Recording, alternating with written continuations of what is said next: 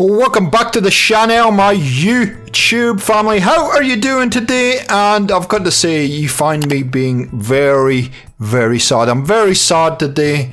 Some really bad news. Yeah, the Xdefiant beta is no more. It's finished, people. And I'm a bit upset by it. However, it's not the last of Xdefiant on the channel.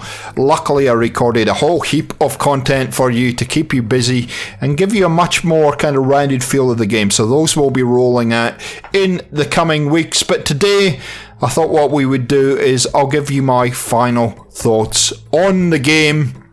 It has been a great kind of experience for me. I've really enjoyed it, and I'm just going to give you, the meat and potatoes of how I feel about the game and where I think they can improve things. Let's do it! So there's a couple of things I want to say before we get started today, and that is this was a proper beta game, and I've got to give props to the Xdefiant development team and everybody that's involved with the project for coming out and publicly saying that the build of the game that we gave you was broken. We know it was broken. We appreciate all the work that you've given us, all the feedback that you've given us to make sure that we can make this game much better. And it was quite a broken game in a lot of senses. However, the foundation of the game was pretty solid at the same time. And so please keep in mind as we go through my comments here that this was a very, very broken version of the game and doesn't reflect what we'll see in the final version. I'm sure I hear that they've already got a better build of the game through all the data that they've collected. And I believe from what I read somewhere that they had 1 million people that took part in the beta, 1 million gamers that took part in the beta. So I'm sure they've got a lot of numbers to crunch, a lot of data to go through, but that is quite significant. And I know it outperformed Warzone on Twitch as well. So this game has got a lot of good things for it in the future. I think it's got a lot of potential, and hopefully they will move it forward in a very positive way, which I'm very sure they will, just based on all the feedback, all the communications that I've seen thus far. And it is very, very refreshing to have a development team who are interacting with the community and not only asking for their feedback, but being very, very honest and upfront about where the game's at and where it needs to go. Now I was lucky enough to capture a lot of the changes that happened, and there was things that were brought into the game during the beta and then taken out. Things like ranked play, the alpha, hotshot was in for a while and out for a while. I managed to capture all those kind of game modes, and I'll roll those out for you. So they changed the interface towards the end. We did have access to all the attachments, all the guns at one point, and then they reset that. So there was a lot of playing around during the game and during the beta, and so I played it for probably, I played it for quite a number of hours, but I wasn't on every single day, so I didn't really get towards the back end of the game, or the back end of the beta, what happened. I think by then I had enough of a feel for the game to be able to make comment on it, and I wasn't feeling the best as well. So let's get into it, and we'll talk about kind of where this game is going to be positioned as far as the genre. And it is a multiplayer 6v6 PvP first person shooter. That's where it is. It's not trying to be a battle royale. It's not trying to be a DMZ. It is squarely focused on that one area of the marketplace. And I hope the heck they stay that way. I hope they don't try and then diversify all different things. The game modes that that we got access to were a lot of fun. Some of them were familiar. Some of them were new. A lot of fun. Enjoyed all of them immensely, except for Escort, which I only really played twice. But again, that's just down to my personal preference. It's nothing to do with the developers. It's just not my type of a game mode generally in any of these kind of games. So they did position this as in the Call of Duty space. There is no doubt in my mind about that. That's where they positioned it. And what they very, very smartly did with this game is they looked at everything that had kind of been a lot of fun and the Call of Duty community had enjoyed on different versions of the game over the years, and that had been taken out or had been adjusted some way, and they added them into this game. So it was a very simple starting point for them to come up with Xdefiant.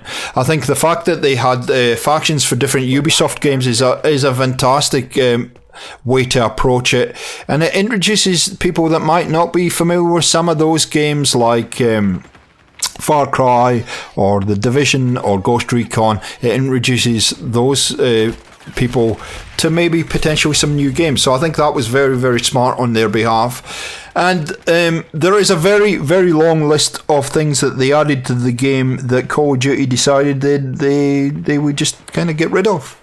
And skill-based matchmaking. There was a matchmaking system in place. I feel there was sort of a matchmaking system in place during the beta. It was nowhere near as strong as Call of Duty has. Nowhere near.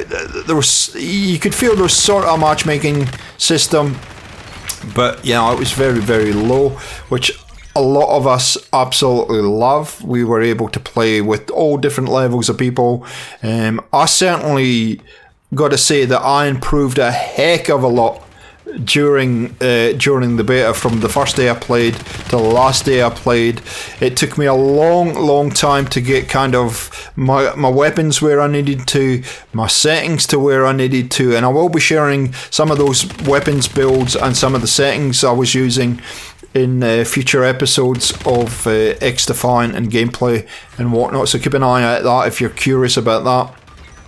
So it does take you a bit of time to kind of get your eye into where you need to be. Once you're there, though, you can feel the progress, and you can feel that you are moving forward as a player. You're getting better at the game. You're learning the maps. You're learning the guns that work for you in different situations, and so that was a big tick. And you're not always being shuffled into different kind of skill levels to be able to do that, and so I think that is a huge benefit with the game.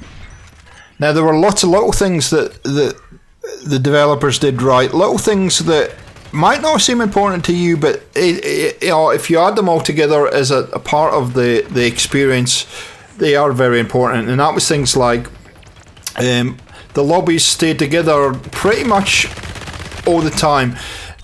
I mean, every time we finished a game, the lobby kind of disbanded, but my experience was that I was seeing the same players over and over again as I was playing game after game. So there was a little bit of disbanding lobbies, but pretty much they stayed together. So that was a big tick for me. The maps, you got to select the map you wanted to play. So you had the choice of 2 or a random map. I thought that was a good thing, and a thing that I do miss from being able to do in Call of Duty.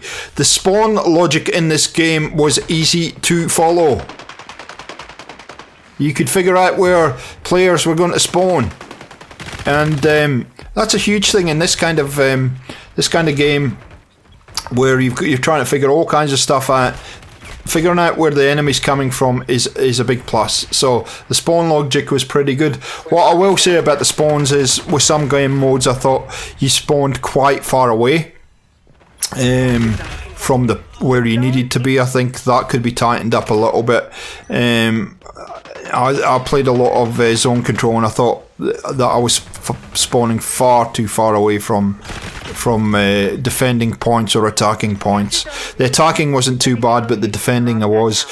With things like Occupy and Domination, I felt that the points could have done with some kind of visual marker on them. Sometimes they were hard to spot where they were, even though you had it on the map and stuff. I was standing in the point at one point.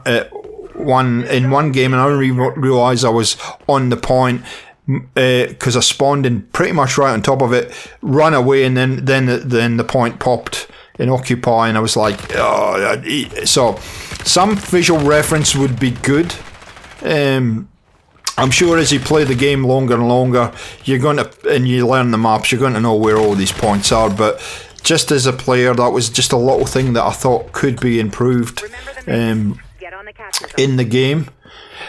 So the game mechanics were pretty good. The ability to slide and jump around corners, and the movement and how fast you would go and stuff like that were pretty good.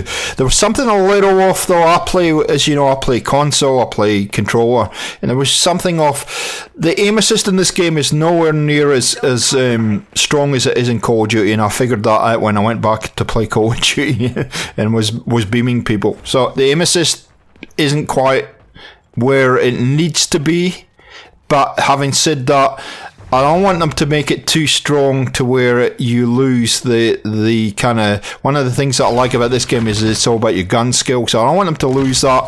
I think there was some latency or lag issues somewhere along the line, and I think the developers have kind of recognised that and said, yeah, that's correct, and they already have a more modern build of the game.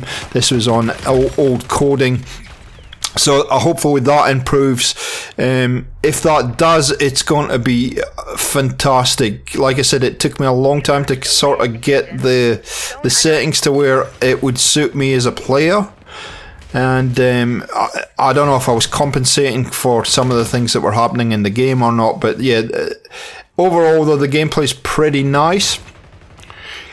I just felt sometimes the ping was kind of imbalanced to where other players were getting an advantage. I would really like the developers, if they do nothing else, to give us a console-only version of crossplay. I think that there is quite a skill gap between PC players and console players. And that's no different to any other FPS shooter. There's a lot of reasons why that is. I'm not going to go into it today, but I would like them to provide us with a console-only version of the game, or at least a toggle switch.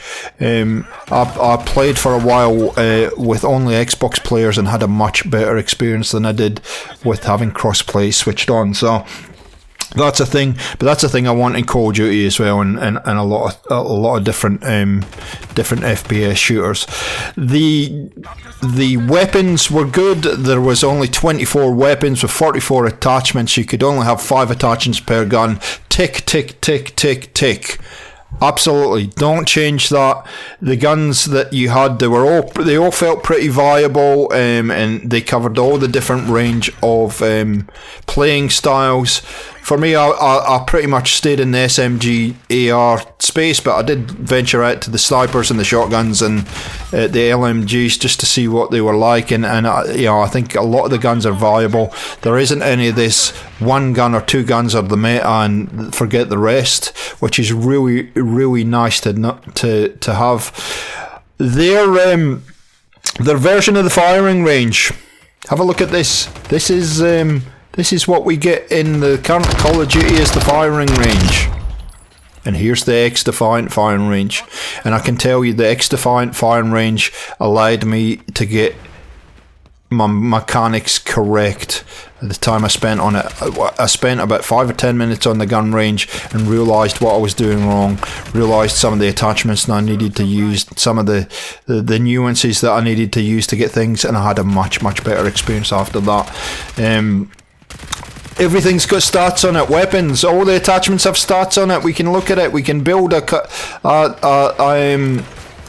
gun build, a weapon build, and look at the different stats on each attachment and see what it's going to do. And it's lots of information there. Yeah, it might sound like something trivial, but it's not. When you're trying to get an advantage over somebody else, or you're trying to find the build you're looking for, this stuff is very, very important, and it was fantastic to see it was there. As far as the approach they took with the specialists, I like the specialists. It's nothing new to us. We've had it in Call of Duty, we've had it in other FPS shooters.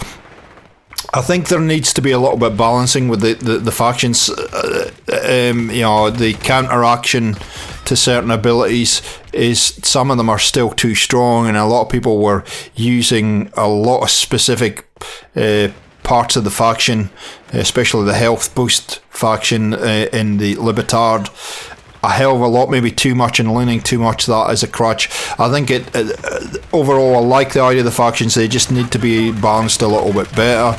The DedSec faction, which came in fairly late in the beta, the face-hugging spider is damned annoying, but yeah, it's. I think it has a place in the game, and yeah, even though it annoyed the heck out of me, I don't mind it. But I think they will have to do a lot of kind of work on the balancing of the abilities, so that there is always something that you can counteract each ability with. I do like the fact that in game you can change your faction if you need to. You can change your weapons if you need to. If it's not working for you, like all that all gets a tick. And overall, this game is going to be fantastic when it launches, guys. Hopefully the devs will just keep improving this, and I'm pretty confident that they will. Ranked play, for me, and I will be putting up a ranked play video and talking about this a little bit further, it needs some work, but again, it was an alpha. They just wanted to dip their toe in the water and just see what people thought about it. So I'm not going to say too much about it, because I think you've got to keep it in context that it was an alpha build of the ranked play. But if they have ranked play from day one, again, it's another big tick for them. And overall, I think the game is very, very healthy, and the foundation is there, and just with some fairly minor tweaks here and there, they're going to have a fantastic game, and I think it is definitely going to be one that's going to draw a lot of people to it when it launches. Anyway, that's it, guys. That's all I had to say on my final thoughts on Xdefiant. I highly recommend this game when it comes out. It will be free to play. There's going to be so much in it for you to get your teeth into, and yeah, I think it brought the fun back for me for an FPS shooter. Thanks for watching. If you like this assessment of the game, or you're enjoying Xdefiant, please let me know in the comments, or a like rating is always appreciated. It really does help the channel, and we'll catch you next time on Gaming for XP. We'll see ya.